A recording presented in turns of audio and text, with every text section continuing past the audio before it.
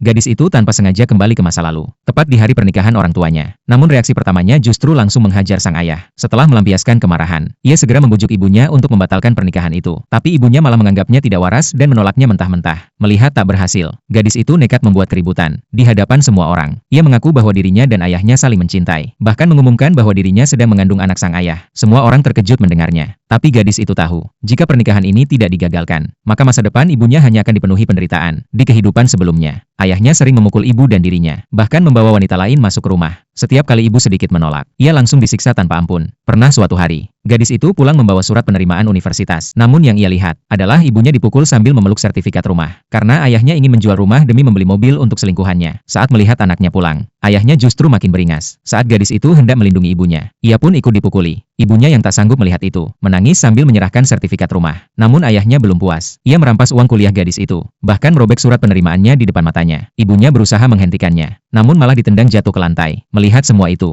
gadis itu berniat membalas. Namun kalah tenaga, ia justru didorong hingga mati di tempat. Langit yang menyaksikan penderitaannya akhirnya memberinya kesempatan kedua. Ia pun kembali ke hari pernikahan orang tuanya. Saat itu sang ayah sedang dimarahi ibunya. Gadis itu segera membongkar semua keburukan ayahnya di hadapan para tamu. Orang-orang langsung memakinya. Bahkan ada saksi yang mengaku pernah ditipu olehnya. Barulah ibunya sadar siapa sebenarnya pria itu. Namun di hati gadis itu masih ada satu pertanyaan. Kenapa ibu yang begitu baik bisa memilih menikahi pria sejahat itu? Akhirnya ia berpura-pura menjadi teman dan bertanya langsung pada ibunya. Dan terungkap bahwa ibunya menikah karena sudah mengandung. Ternyata saat itu, ibu yang baru lulus SMA dan diterima kuliah, karena tidak punya uang, datang ke rumah ayah untuk meminjam. Namun malah dijebak oleh keluarga ayah hingga hamil. Terpaksa menikah demi menyelamatkan nama baik. Mendengar itu gadis itu marah besar. Meski semua pertanyaan terjawab, ia tak akan membiarkan ibunya terjebak di masa depan yang sama. Tapi sebelum sempat menyusun rencana balas dendam, keluarga ayahnya lebih dulu menerima karmanya. Mereka mencoba menipu ibu agar kembali ke rumah. Namun ibu tak percaya. Ayah pun nekat masuk rumah dan memukulnya sampai pingsan. Lalu membawa ibu ke balai leluhur. Mereka mengurungnya bersama anak laki-laki idiot dari kepala desa. Rencananya, saat acara sembahyang dimulai, semua orang akan melihat dan mengira ibu tidak bermoral. Nama baiknya pun akan hancur. Tak lama kemudian, kepala desa memimpin seluruh warga datang untuk upacara. Namun tiba-tiba, terdengar suara aneh dari dalam balai itu.